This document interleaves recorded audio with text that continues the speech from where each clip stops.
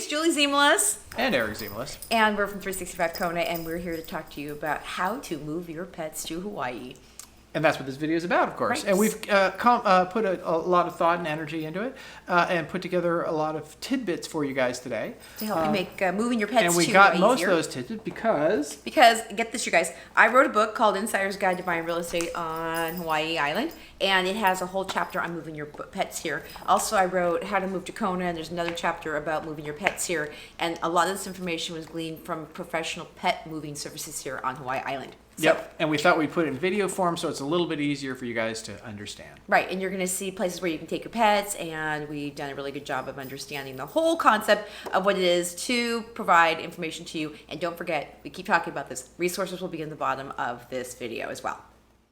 Okay, so we got a few of the details that need to be done. First, you need 27 weeks, which is essentially 6 months, from the time you start this process to the time you actually get your pet on the plane.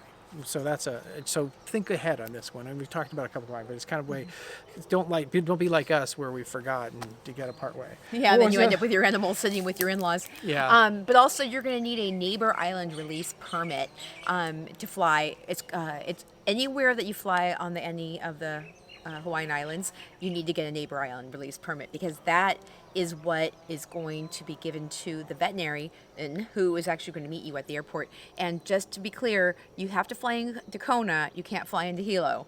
And the two vets that you can use here in Kona are the Kona Veterinarian Hospital and the Keauhou Veterinary Hospital, right? And I'm going to put the information for those two places down in the section of the description below. Description below, so you guys we can might have add a access. couple more, a few things in the description. Yeah, I'll put some different links and stuff down at the bottom so you guys can get the most information that you can. You can just link right to the different places that will help you get all of this handled. Yes. Right? Correctly. Videos are good, but sometimes written form is good, and these get a little bit technical for videos. But right. you get and also, we're giving you the gists of how to right, do this, yeah, not yeah. the actual super detailed. Well, and wording. also just so you guys know that just in the last 2 years, they changed a lot of the rules and regulations to actually make it so that the quarantine wasn't as long. Yeah. So the key, of course, always is making sure that you go to the government website, because they update all the information there first and foremost. So again, I will put that into the description link below. Yes. Hey, so when you're moving your animal to Hawaii, has it been microchipped? Because microchipping is really important. In fact, it's required. I'm going to read this to you. Microchipping is required before the OIE FAVN rabies blood test, and you need to schedule this to be done at the time of the second rabies vaccination. Microchips are required on all animals moving to Hawaii, and they're used for clarification. It must match the animal's blood sample.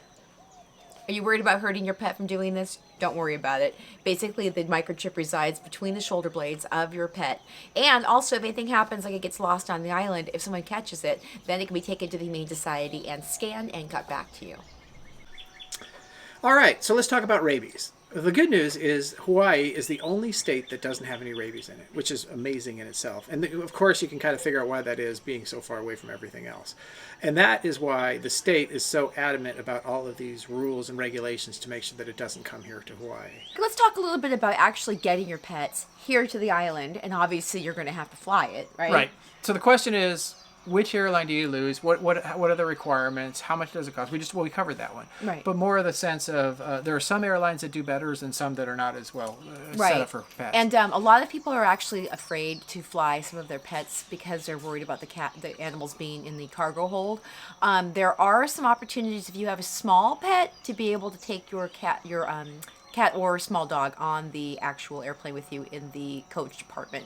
But you have to check with the airlines based on weight and availability for yourself to do that. Yeah, and they don't let very many do that. It's not like you can have a whole cabin full of dogs sitting underneath their Right. base. In fact, Alaska Airlines only lets one pet on the airline at one time. But we should also say this. This is before the coronavirus is what it is. So we don't know what's going to happen in the future. So we're sort of saying what happened before.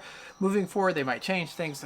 Just getting a plane ticket here is hard. Maybe moving forward. Well, because in my book, and also what you might see online, is Delta and United and Alaska have the opportunities to bring your animals here. And a lot of the people I talk to on my Kona Newbies group say Alaska is one of the best ones that they enjoy flying because their pets are taken very well care of. But also you have to be worrisome that if you're flying in during certain times of the year, that they won't fly the pets here at all. And which time of the years are those? Those are the hot ones and the super cold ones. Right, because the idea is if the pet is going to be underneath the in the cargo bay, and the plane gets stuck on the tarmac for a few hours, it can get really hot down there. So they have times that it's very difficult. So you need to figure out how that all Yeah. fits So if together. you're going to move here, planning not only when your dog or your cat is getting those quarantines done, but also when you're planning on flying here. If you're planning on being here in July, you might want to look at these restrictions and think that maybe there's no way you're going to be able to fly an animal here during the middle of the summertime compared to where you're coming in So from. what we did, when we first got here on our first trip here, what we had is the pet was waiting with my father, and then what happened is we had the pet flown in separately. My cat was flown in later on once we got here, got everything established. Right, because we actually moved here the first time in August, and it was too hot for the cat to fly in, so we waited about 6 weeks after that and flew her in the early part of fall. Yep. Right. So just be aware of that, and also, as most people will say, check with the carriers because rules and restrictions do keep changing. Yeah, especially today. Right. Yeah, exactly. Oh, and also don't forget your pet crate. There's certain size restrictions with the pet crate and what you can and can't have, especially with the water. A lot of airlines don't want you to dose up the animal with a tranquilizer. So again, just make sure you do your due diligence on that. Yep. So we're talking about moving your pets to the Big Island of Hawaii, and we have actually had a chance to move two of our pets from a couple times that we've moved here. And Eric's going to tell you a little bit about what happened when we moved our cat. And Eric? First of all, this is Musubi, and Musubi was born here on the island, so we didn't have to import Musubi. But before Musubi, we had, here, I'm going to let Musubi go. There you go. There you go, Musubi. And the sound in the background is the cows eating directly below us in the field. So we were definitely feeling a little... A little animalesque. Yes. So anyways, the story I was going to tell you is that we had another Siamese that we bought here in Hawaii. And actually, we got that one from the Humane Society. We didn't actually buy it. It was a rescue Siamese, and we loved this cat. And we ended up moving off the island, and we moved to Lake Tahoe, California. And when we did it, it was funny that our Hawaiian cat, which loved Hawaii, and we had a great life and played with geckos and all kinds of stuff. We moved to a very cold, wet, rainy, snowy winter. And the poor cat ended up staying inside, and the cat suffered from PTSD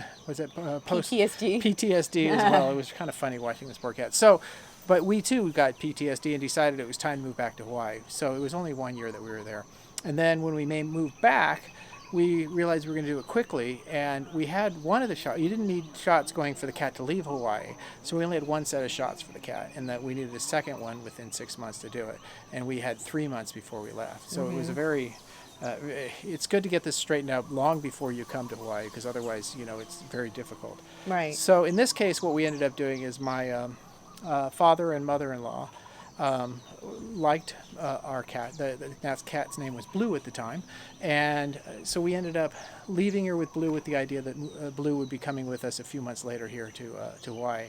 And we did get the shots for him, and after 6 months the quarantine was over and it was ready to go.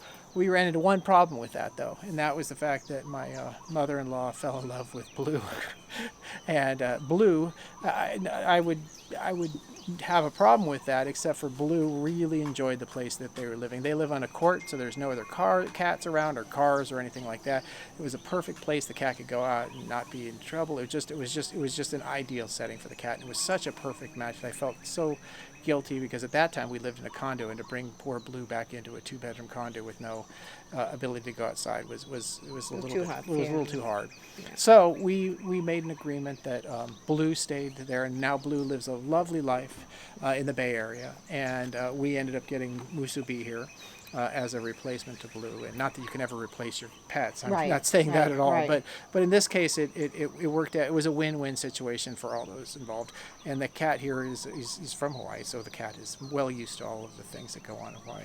So, But you know what, though, weren't you, I don't know, maybe it was me, But I was actually surprised by how expensive the whole concept of getting the cat here was, though. Yeah, We had to get the rabies shots and get the rabies test sent to like Kentucky yeah, to get looked and it at, was- and it then was sent back, and it was like $400 just for that. just right? the tests alone worked out to Right, about and it $400. costs a couple $100 to take the cat to the vet to get the first shot to begin with to get the whole thing started, right? Right, and now we're talking also that there's the flying it over is another couple. It was $250. $250. Yeah, to And then put you the cat got to on there. pay to have a vet actually meet you at the tarmac at the airport to do the final inspection before you actually get a chance to hold your animal.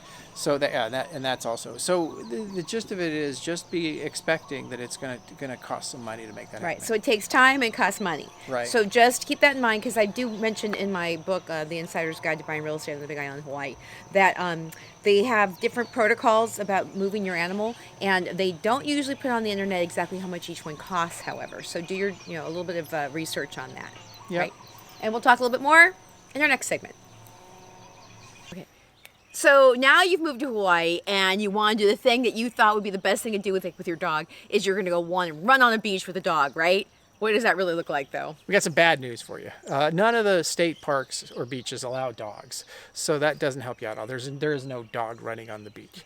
Unless At you least get up very early in the typical morning. sense. So the next question is, where can you take your dog? Right. And there's a few places legally you can do it, and then there's the underground places for dogs. So Yeah. So one of the things, if you guys are familiar with the old airport, you can walk along the beach with a dog on leash. So that's important. Now, if you want to go to a beach that you can go off leash, the end of the harbor on the left side, they've nicknamed it Dog Beach. I forgot the actual name of it. But you kind of walk over these steep lava sections to get to this little place. It's also where a lot of people go snorkeling, because you can go right out in front, and there's some excellent snorkeling out there because the boats seem to chum the water, so there's all kinds of really great fish, including sharks.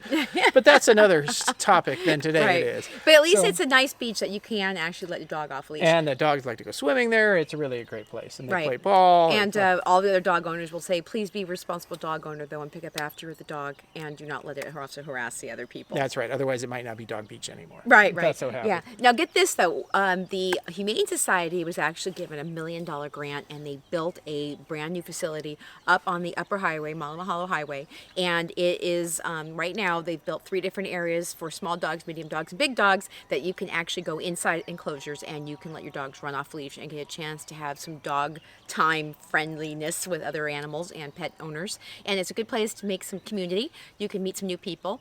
And that's one thing that's nice about having pets here in Hawaii, is that it is a good opportunity to make new friends, because there is quite a few people who actually have brought their dogs with them, and it's a thing that you get So a chance to do. I will add a little more to that, that they are not open every day of the week. They only have a select few days, and I forgot the days, but it's fewer than you think, because the lawn is still growing in, and they want everything to sort of get going, and I think they're worried about having somebody there all the time, because they haven't moved their facilities completely over to that. And again, section this yet. is April 2020 that we're talking to you at. Maybe it'll change in the next few months. Yes. Right. Okay. So. Okay. And then, yep. so we've got close by, which is Kona, so you can do the old airport. But Right.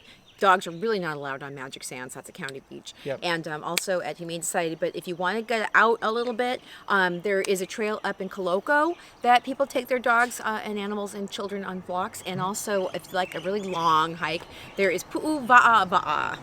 Which is approximately 20 minutes out of town, depending on where your edge of town is talking about. And we did the hike, another video, maybe we could link that one in there too. Yeah, It's a great hike. It's an 8-mile hike in general, 4 miles up and 4 miles back, and they do allow pets there. Right, and there, in fact, when we were doing the hike, there was lots of dog owners there, Yeah. and they've got different kinds of trails that jut off to the side of the volcano, and that's located north of Kona, and it's called Pu'uwa'a because if you are familiar with this area, it looks like it's its own little mound in the middle of nowhere, and again, it's just a nice space to get a nice walk, a nice hike, and get your dog out and So enjoy one nature. other little piece of advice on that one, though, through that you go through several paddocks with cattle.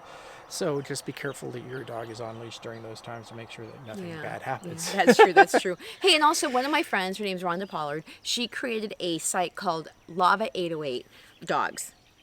love 808 Dogs. And I'll put the link into the bottom of the comment section. And she has a whole website dedicated to dog-friendly restaurants, dog-friendly hotels, what's coming up in terms of building more dog parks. So check that out. And she also does a couple events. One is My Furry Valentine. Every year at Valentine's, and basically it's kind of like a dog parade. And again, it's another opportunity to make community happen for yourself and your dog.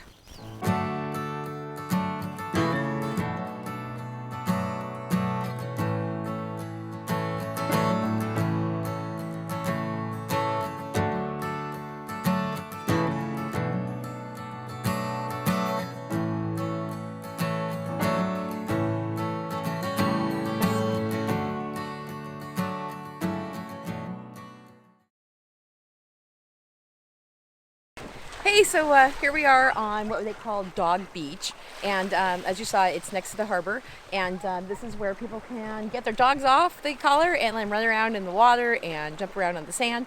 And we've had quite a few friends say that it's nice when you have a friendly dog, that you get a little dog playtime. But remember, if you come, please pick up after yourself. We've heard also people saying that, you know, this place is made beautiful because people take care of their animals and they take care of the trash they leave behind. But great place to come out and actually get in the water yourself.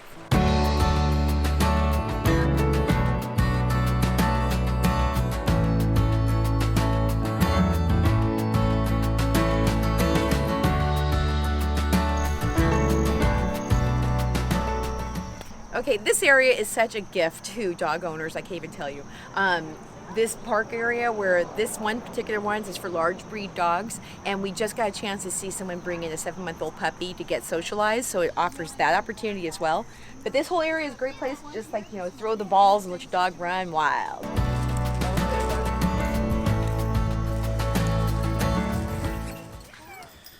All right, well, I hope you guys all enjoyed this video, and we'd like to say subscribe. We also, not only do we do the how-to move videos like pets and how to, just general things how to do, but we also do sort of what it's like to be on the island, sort of adventure videos and different places. We go to farmers markets, we go on hikes, we do all that kind of stuff, and we take you along on every single one. As a matter of fact, we're almost posting one video a week these days, which is pretty spectacular for us. So with that being said, there's a lot to see, so please subscribe. Right. And also a sponsor message, because the sponsors are us. We provide a complimentary real estate matchmaking service for you to put you together with amazing realtors and mortgage professionals. So if you plan on buying a home here, we can put you together with people that we trust within our network all across the entire Hawaiian Island chain, actually. So if you're actually watching this and you're not just moving to the Big Island, but anywhere in Hawaii, we're your people. And again, information's below about how to contact us so we can make sure that you have a smooth, successful, and pain-free move to Hawaii.